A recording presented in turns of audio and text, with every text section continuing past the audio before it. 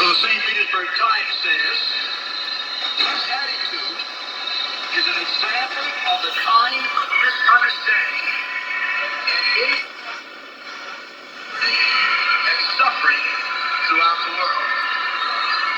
Do you understand what I just read? Dándole la posibilidad de enviar dinero a través de interés y los vínculos.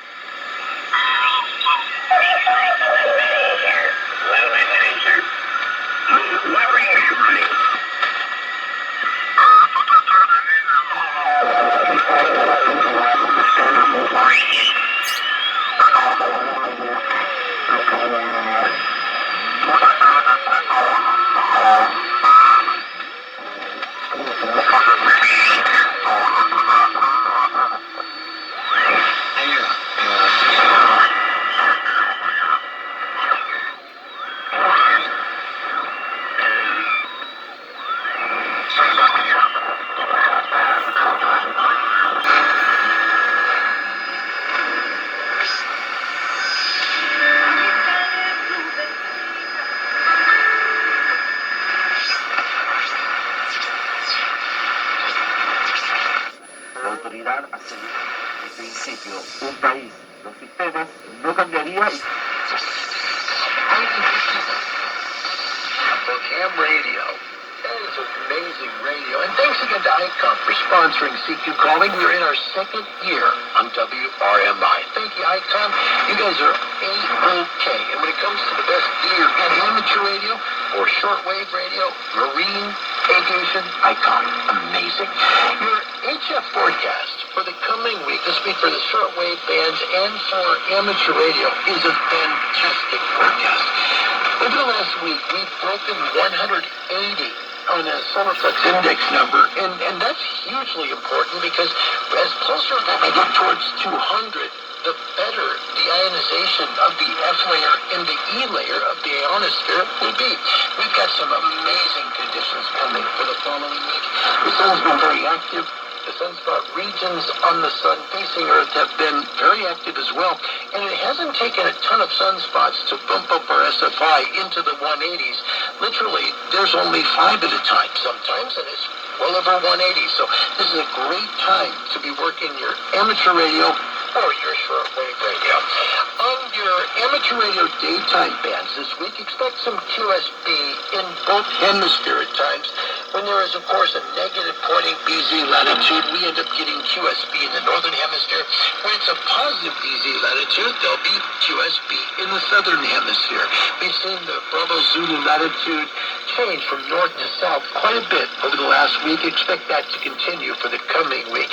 SFIs should be between 175 and 200 for the coming week. That's amazing to have them that high. Noise floor is quiet at times, below 10 megahertz. However, watch for high attenuation in the southern hemisphere where the sun's directly overhead. We're seeing 4 to 5 decibels of attenuation all the way down on the 7 megahertz band. For amateur radio, that'd be 40 meters. Daytime amateur radio in the northern hemisphere, 20, 17, 15, 12 in the 10 meter band. If you're south of about 55 degrees north, that would roughly be about the southern part of Sweden and Norway, all the way south through Europe. And here in North America, that would be the midpoint of the northern provinces of Canada, heading south into South America. Mid-latitudes, that's tropic to tropic, you get 20, 17, 15, 12, and 10. Southern hemisphere, 20, 17, 15, 12, and 10. If you're northern, about 40 degrees in the south latitude, that's roughly right that line between the southern part of the mainland of Australia and the island of Tasmania. So literally right between those two areas, that's where 10 meters will be. If you're north of that line, you will be in Australia and you'll get 10. If you're south, most likely, if you're in Tasmania, you're going to lose 10 meters. Water modes are great, 30 to 10 meters in all latitudes. Nighttime amateur radio, QS Baker at times all week long. Just look for it and prepare for it. Noise floor is quiet at times below 10 megahertz. Nighttime amateur radio, 160, 80, 60, 40, 30. And remember, your best DX is always on your maximum usable frequency right about sunset. Then go down to 40 and 80 overnight. Shortwave daytime, expect some fading at times. Great SFIs throughout the week and some good low noise floors too. Shortwave dense daytime 31, 25, 22, 19, 15, and 13 meters. Nighttime shortwave 120, 90, 75, and 60, 49, 41, 31, 25, 22, and the 19 meter band. Open in the southern hemisphere about 3 hours after sunset. Long days down there. And here in the north, because of a high SFI, you'll get 19 meters after dark for about 1 hour. Thanks for listening to CQ Calling. Wherever you are in the world, God bless you. And we'll catch up with you.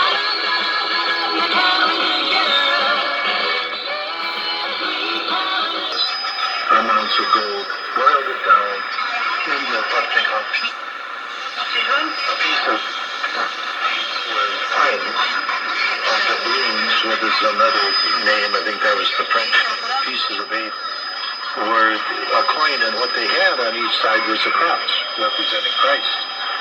And on both sides there was a cross, so I divided the coin into 4 on one side.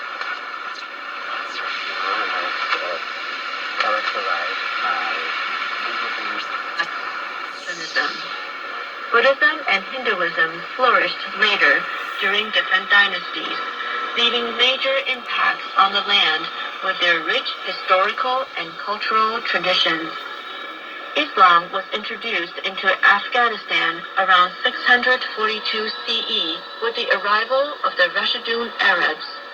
Today, Afghanistan is an Islamic nation in which over 90% of the population follows Sunni Islam. About 10% are Shia Muslims, and a small percent follow other religions such as Zoroastrianism, Sikhism, Buddhism, Jainism, and Hinduism. The country's long, brilliant history has produced one of the world's oldest, richest, and most diverse cultures. Afghanistan is famous for cherished historical sites including forts, minarets, castles, statues, and palaces, as well as ancient crafts and a variety of art forms.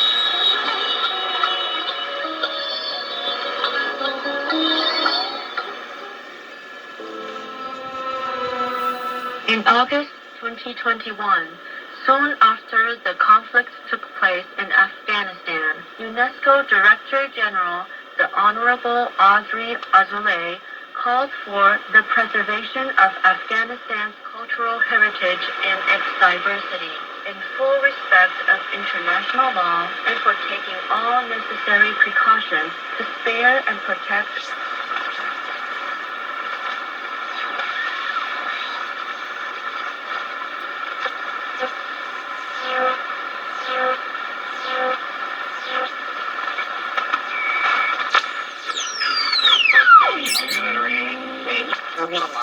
Infelizmente, ningún niño.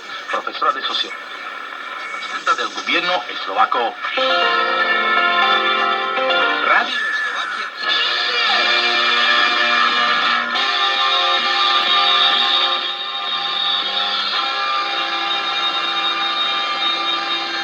How would you like to learn all about home brewing, kit assembly, construction and repair techniques, Arduino and Raspberry Pi projects, antenna building, 3D printing, field day operations, tech tips, helpful shortcuts, test equipment usage, digital mode operations, money-saving tips, popular hamfests, interesting new products, and even more? How would you like all of that? Well, you can have it, because in October 2005, Amateur Logic TV, the first and longest-running video podcast for amateur radio and tech, began. The technology and bandwidth were finally available to produce video content and distribute it over the internet. And that year, there were only a dozen or so video podcasts in production. Most of them disappeared long time ago. George Thomas, W5JDX, the creator of Amateur Logic TV, then pulled in Tom Martin, N5ZNO, and Jim Burrell, N5SPE, to set out to see what would happen. And for 14 years, Amateur Logic has entertained the ham radio technology builder, experimenter, you name it, they've got it. Now listen, new episodes are produced about the 15th of the month. So each month, as the 15th rolls around, you need to go up online and check for a new Amateur Logic TV presentation. Most of the topics that are shared, they're shared in enough detail so that you can follow along and do them yourself. Watch live or download Amateur Logic TV on YouTube, Roku, iTunes, and Amazon Fire. That's amateurlogic.tv. That's www.amateurlogic.tv.